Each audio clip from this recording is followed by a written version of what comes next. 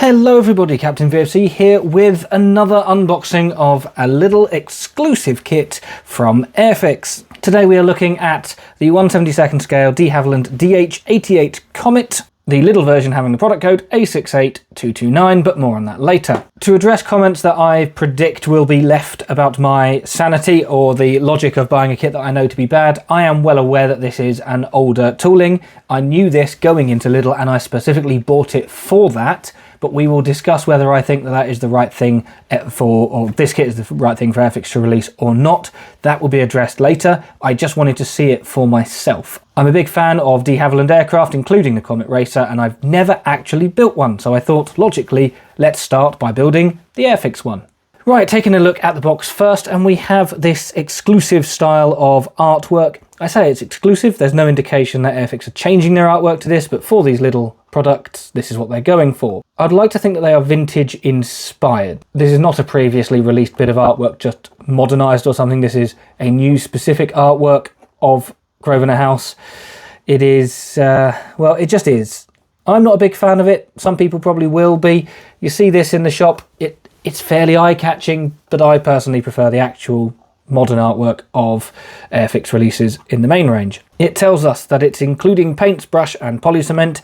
There's 8+, presumably it's intended for children over the age of 8, and one of the Airfix series of scale models of famous types of aircraft. So first question, would you consider this a famous aircraft? I'm going to say yes, because I love de Havilland and my area of expertise is more interwar aircraft, so this is absolutely aircraft royalty for me. But if you are 8+ years old, would you know what this is? Let me know. On the upside down edge, we have de Havilland DH.88 Comet and a little bit of history about the aircraft and the McRobertson air race in general. Additional paints may be required to complete the model to a higher specification. We have 3 paints, apparently, 1 brush and polycement, and it's a skill level 1. Well, we will see, won't we? The grey edge has warnings in 2 languages, English and German, rather than multiple languages. I'm guessing as this is a German company releasing a kit exclusively to the UK, they've decided to omit most of those languages. And the shop edge just has the same artwork as we have seen, and the text there. I actually prefer the shop edge to the front edge. I think that looks quite nice on display. That, I'm not so sure. And the other edge is exactly the same. On the back, we have the colour call-out and some dimensions. There is just one scheme included by the looks of it, which is Grosvenor House. Definitely the most famous of the Comets, and it's painted in an overall red scheme as per the McRobertson Race 1934. We also have the grey box on the side showing the Hornby logo, BAE Systems trademark, and your eyes do not deceive you. Model design and tooling, 1958. I think, therefore, that this probably is the oldest Airfix kit currently available. I cannot think of anything in the Vintage Classics range which is quite this old, although there are some which have been released which are pretty close. If you can think of something older than this in the Airfix range, let me know. Right, enough rambling. Let's open it up and have a look. Not one to buck tradition, I'm going to look at the accessories and things first. We have 3 paints, polycement, in this little bag. For completeness, let's just see if they are usable. So let's cut them open. Well, I'm not going to see if the polycement's usable, but it will be. They're perfectly fine. Okay for beginners, but I wouldn't recommend using them if you can just buy an alternative. We have 3 paints, 11 silver, 19 red, 33 matte black. So let's open them up, see if they are usable. 11 first, and yep, that's liquid. Number 19. That's liquid. And number 33. Oh, there we go. That's liquid. Feels like a really weird 90s game show slogan, doesn't it? Well, that's liquid, everybody. Sorry, I briefly drifted into madness. Let's look at the instructions. Oh, paintbrush. There's a paintbrush. There we go. Look. It's a Humbrol number 2. Perfectly fine. This one's got the cover on, which is more than can be said for the Gazelle that I unboxed. See that video if you haven't already. That's a pretty good quality number 2. These paintbrushes are fine. If you're a beginner, you can use them. If you're more experienced, you can use them for certain things, painting interior bits. They're okay. I genuinely do use them. There's quite a few on my desk, different sizes. absolutely fine, just maybe not for high performance finishes. The instructions should have inside the decal sheet, so let's look at that so that we can then get this to one side. Okay, that's fine. Apparently they're printed by Cartograph, which is therefore standard quality for Airfix. It's a much more sizable decal sheet than you would get in something like the Gazelle or the Land Rover, but you do have markings for just one aircraft, which is GACSS, Grosvenor House, as per the box. We've got number 34, which was its race number. I don't know what the little black things are, but it's all on the colour call out on the back of the box. Absolutely fine. Yeah, nothing wrong with them. Good quality decals all round. I anticipate no issues with them when we come to put them on. Right, instruction sheet. It's calling it a gift set. The Lidl website refers to it as a starter set. So there's a discrepancy between what Lidl think this is and what Airfix think this is. But it says gift set. It's got the same information here. Actually, it's got more information. This is a bigger history about it, about the aircraft, which is perfectly fine. Read that if you want. And again, only 2 languages, meaning we have wasted space. And then it just has Hornby down there. This is just one folded sheet. On the inside of the front, we have a little bit of guidance, assembly instructions, basically wash your parts before assembling, and advice for supervising adults, and assembly icon instructions. So if this is your first ever model, again, more on that later, this is the information that you've got to assist you. We then go into assembling the kit, and step 1 is basically glue the plane together. Okay then. Step 2, we have engine, nacelle and undercarriage. Step 3, we have the other engine, nacelle and undercarriage. And step 4, we're gluing those bits and the canopy. That's it. Note how there is no interior at all. There's just 2 halves of pilots' heads. Well, I suppose 1 pilot, 1 passenger, but on the air race they shared flying duties. So that's it. No interior whatsoever. Pilots, but only sort of. A bit strange. The Airfix instructions for their gift or starter sets, ones that include paints, will only feature those paints in the instructions. So we're not saying that the people were actually entirely painted black. It's just, we've given you 3 colours, this is the one closest.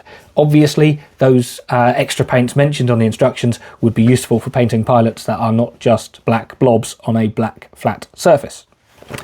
Anyway, moving on to the back, absolutely nothing. So that is it.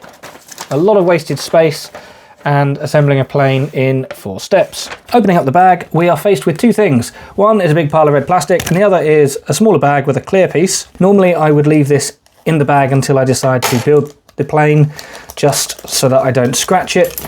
However, given the state of the clear pieces on the previous Lidl Airfix release I looked at, I don't think I'm going to be doing much to make this worse. Look at that, that's terrible. Look at it, there's scratches everywhere. Oh dear, so there's no panel lines whatsoever, nothing.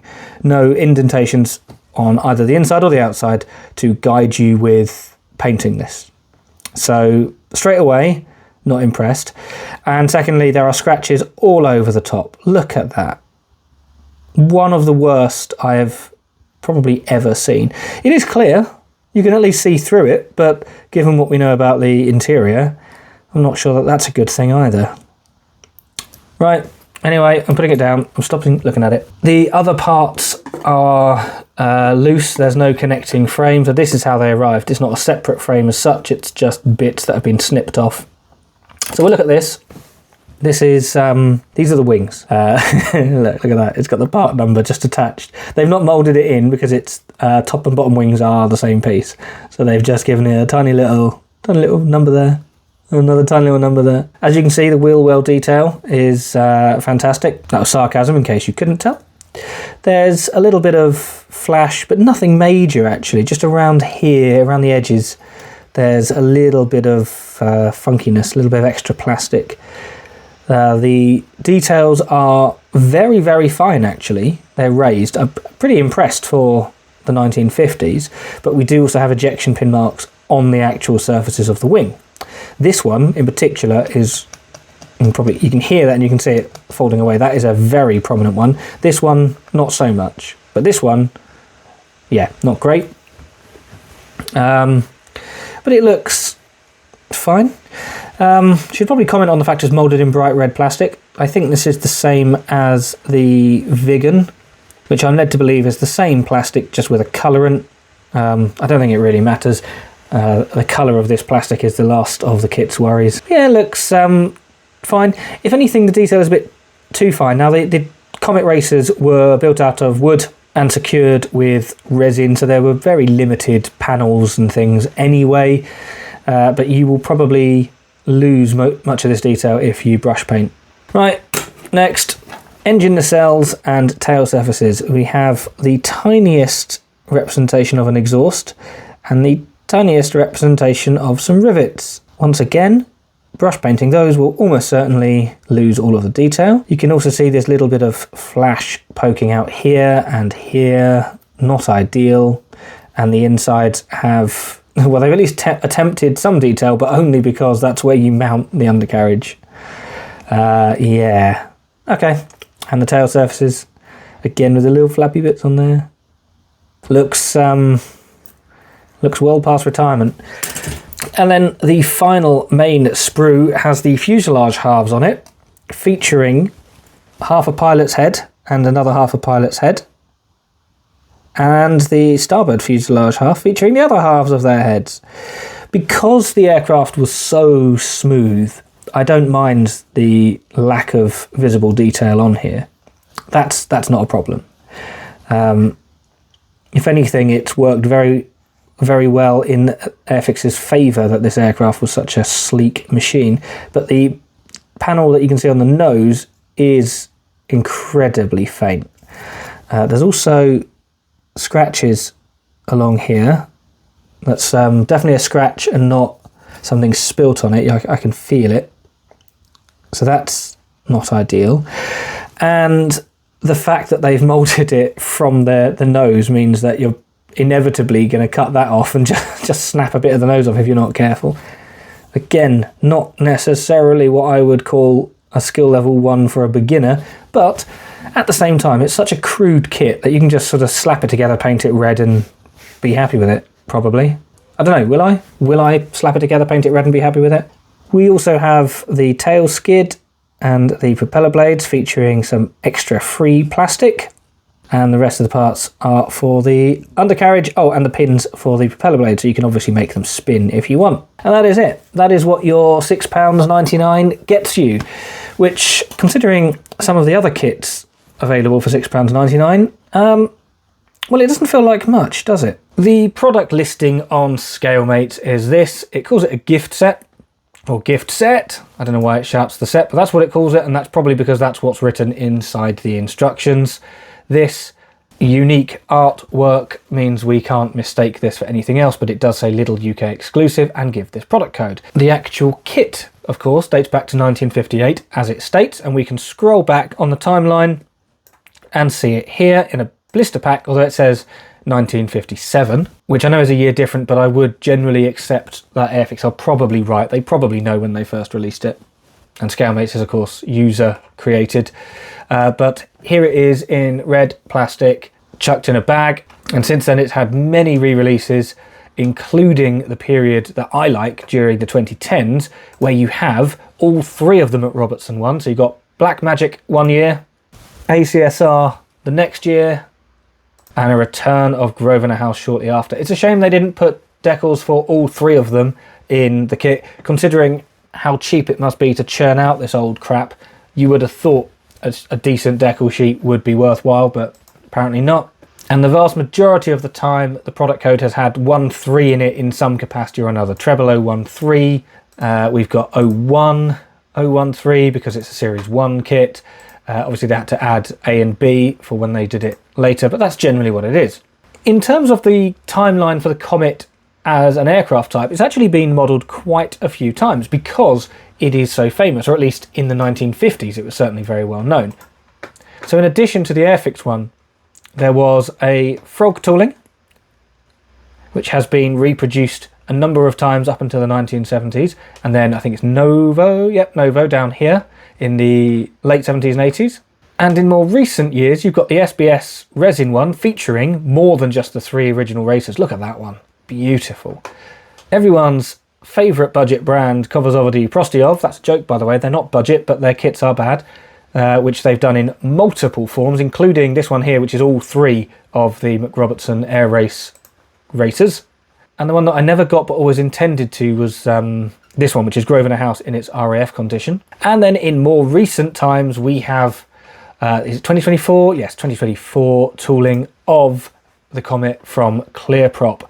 I have not bought this one yet. If anyone wants to donate one to me, I would happily accept it. Otherwise, I'm going to have to save up for a little while to buy one. But this is the kit that I want of the Comet Racer, which, as you can see from the images here, looks, shall we say, slightly more advanced than this one, but the price does suggest it would be.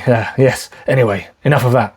And here is the product listing on the Lidl website, where it calls it a starter set, £6.99, as I've already stated, and the description here, Airfix starter sets, even though Airfix say it isn't, are ideal for beginners with easy to follow instructions.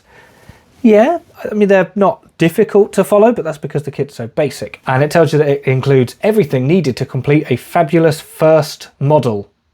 There we go, a first model. So there we go, from Lidl themselves, they're telling us that this could be someone's first model. But who is the market for this and what do I think? Well, I think this model is crap. By 2026 standards, this is an old, out-of-date kit that should have been retired. Stop producing it. Either retool it, which is realistically never going to happen, or just stop. The only sort of people who I think would genuinely want this are those that remember building it in the 60s, 70s, maybe even the 80s, and just want a hit of nostalgia. They just want to remind themselves of what kits were like back then. This isn't suitable for a beginner. If I was given this, in fact, my own scale modelling journey was interrupted by Airfix. I stopped buying them in the early noughties because I could go to my local shop and I'd pick up something from the 70s which was great, or something from the 60s which was bad, and the box simply would not tell you.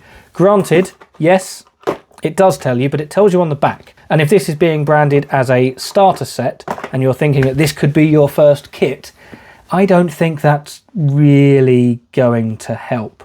So finally then, why did I buy it? Well, I bought it because even though I know it's going to be bad, I don't have a Comet Racer and it was $6.99. So I'm part of the problem. I'm helping them sell out by buying one. I also have debated doing it as a starter set build. So only using the provided paints, paintbrush, etc. The only thing that I would add to it would be some side cutters and probably a sanding stick, so that I can at least neaten up a little bit. But other than that, I'll probably build it exactly out of the box. Let me know if that's something you want to see. If you'd rather me attempt to carve away some sort of interior and do that, then don't comment because it's not going to happen.